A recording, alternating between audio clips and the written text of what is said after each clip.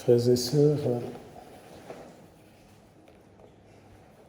c'est la dernière Eucharistie qui nous rassemble pour notre pèlerinage.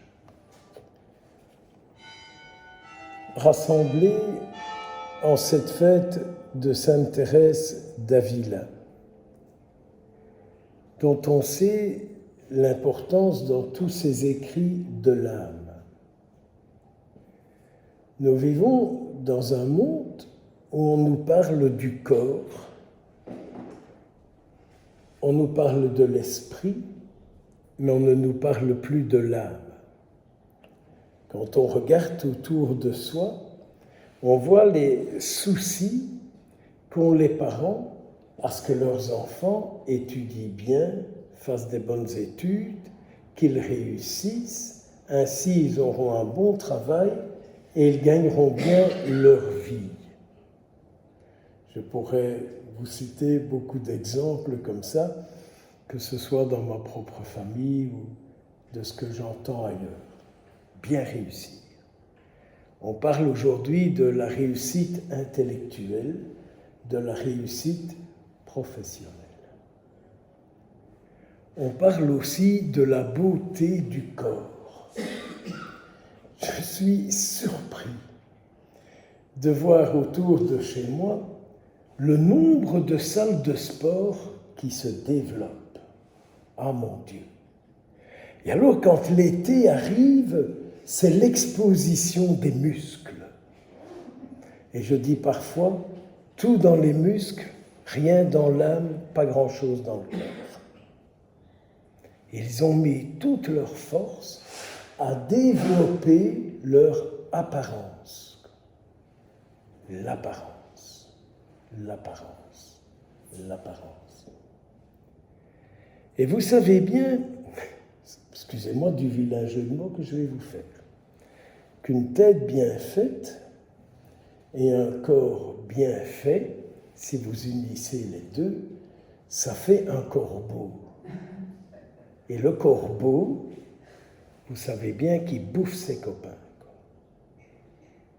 Et aujourd'hui, on se plaint de voir que les gens sont emprisonnés dans leur moi. Moi, moi, moi, moi, rien que moi, rien que moi. Vous savez aussi aujourd'hui que nous nous plaignons beaucoup, nous qui sommes plus âgés, pas tous, mais enfin, nous sommes majoritairement un peu plus âgés, donc plus près de la boîte que du berceau,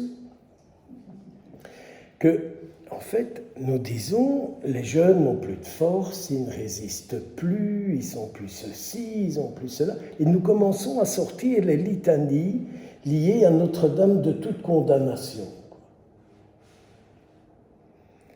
La raison est pourquoi.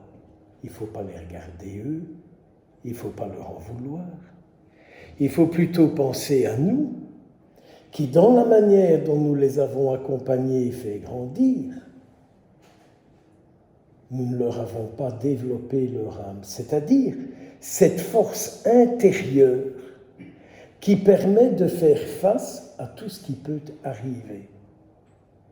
Dans les difficultés de ma vie, que ce soit des difficultés physiques, psychologiques, morales, je ne cours pas chez le médecin, je ne cours pas chez le psy-bidule, même si c'est ma formation, je ne cours pas chez ceci ou chez cela, mais je cours auprès du Seigneur en lui disant « Mais Seigneur, délivre-moi de celui qui est la cause du mal-être que j'ai. »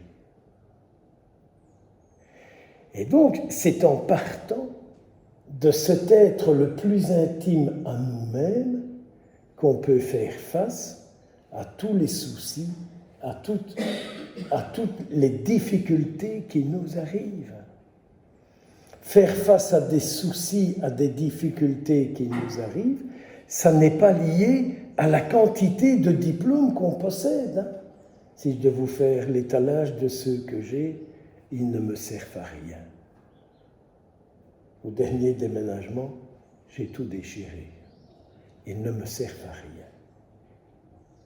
celui qui est utile et que je ne désire pas perdre, c'est Jésus-Christ. Celui auquel je dis avant la communion que jamais je ne sois séparé de toi. Que cette communion, Seigneur, à ton corps, à ton sang, fait que jamais je ne sois séparé de toi.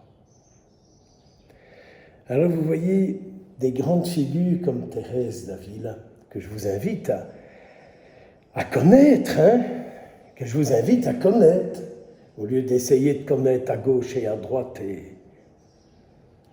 parfois de perdre du temps dans beaucoup de choses, consacrer un petit quart d'heure à la découverte d'un docteur de l'Église, cela peut faire beaucoup de bien. Car si on lui a donné le titre de docteur de l'Église, c'est qu'elle a des paroles de soin. Elle a des paroles de soin pour l'âme, pour le corps et pour l'esprit. Alors vous voyez cette page d'évangile. N'allons pas croire que c'est parce qu'on est en 2024 qu'il n'y a plus que du façade clash qui compte, qu'il n'y a que de l'apparence qui compte. Notre Seigneur Jésus dit déjà dans cette page d'évangile, vous n'êtes que dans le paraître et vous n'êtes pas dans l'être. Vous êtes dans le paraître, mais vous n'êtes pas dans l'être. Il y a plus de 2000 ans que notre Seigneur a dit ça. Oui, il n'y avait peut-être pas de salle de musculation à l'époque, il n'y avait pas peut-être de chirurgie esthétique pour retenter les élastiques et je ne sais quoi encore. Mais Jésus dit, mais regardez comme vous êtes malheureux avec votre paraître. Vous n'êtes jamais content de ce que vous montrez de vous-même. Moi, ce qui me compte, ce que j'aime de voir, c'est l'intérieur de la personne. C'est qui est en elle. Vous racontez une petite anecdote. J'étais curé 17 ans de 4 paroisses. Et le dimanche des professions de foi, il faisait bon ce dimanche de mai, et nous étions à l'extérieur de l'église, petite église entourée d'un cimetière, donc on était dans l'allée, et on regardait les gens arriver. Tout d'un coup, je vois une maman qui arrive avec un t-shirt trop court. Et je dis à la catéchiste, elle s'est trompée de température sur sa machine. Ce qui est embêtant, quand c'est trop court, on voit tous les relâchements. Et puis il y en a une autre qui est arrivée avec un perroquet tatoué sur le mollet. Je me suis dit, pauvre bête, il va se taper toute la messe, quoi. Il va s'emmerder, parce qu'il devra se taire, le perroquet. Il n'y aura que moi qui devra parler. Authentique, Et la dernière, elle est arrivée. Mais arrivée, elle avait un chapeau d'une taille. Il y avait tellement de tissu dans le chapeau qu'il n'y en avait plus dans sa jupe. Je disais au catéchiste, heureusement qu'il ne fait pas froid. Sinon, on va sortir enrhumé. Et quand vous avez des gens qui ont des robes aussi longues, assises sur les chaises qui sont basses, je vous passe le cirque qui vous apparaît. Donc ça, c'est le paraître. Le paraître. Est-ce que le chrétien dans le monde est l'homme, la femme du paraître? Ou est-ce qu'il est l'homme, la femme de l'être? Et quel être sommes-nous? Nous sommes l'être du Dieu de Jésus-Christ. Alors je vous invite, peut-être à la fin de ce pèlerinage, de redire au plus intime de votre cœur, au Seigneur, par l'intermédiaire des saints voyants d'ici, de Thérèse d'Avila, d'autres saints, mais Seigneur, je veux qu'on te voie, qu'on t'entende et qu'on te comprenne à travers moi. Je veux qu'on t'entende, qu'on te voie, qu'on te comprenne à travers moi. Et hier, je repensais beaucoup à cet ange de la paix du Portugal. Et je me disais, s'il y avait l'ange de la paix sur la Belgique, s'il y avait l'ange de la paix sur Israël, sur le Liban, sur l'Afrique, partout, s'il y avait l'ange de la paix qui reviendrait sur toutes les familles, comme il ferait bon vivre. ce serait peut-être déficitaire pour les pharmacies au niveau des antidépresseurs, des anxiolytiques et tout le brol. À nous de leur supplier de revenir, de leur dire « J'ai tellement envie que vous veniez. J'ai tellement envie que vous étendiez vos ailes sur mon pays, sur ma famille, sur le monde. » Si 2 ou 3 se réunissent, dira Jésus, et se mettent d'accord sur la terre pour demander quelque chose en mon nom, mon Père vous l'accordera. Ce que je vous commande, c'est de vous aimer les uns les autres. Quand on laisse traîner ses oreilles et qu'on entend des choses dans des groupes, on se dit, mais où est l'amour du Christ ? Au nom du Père, du Fils et du Saint-Esprit.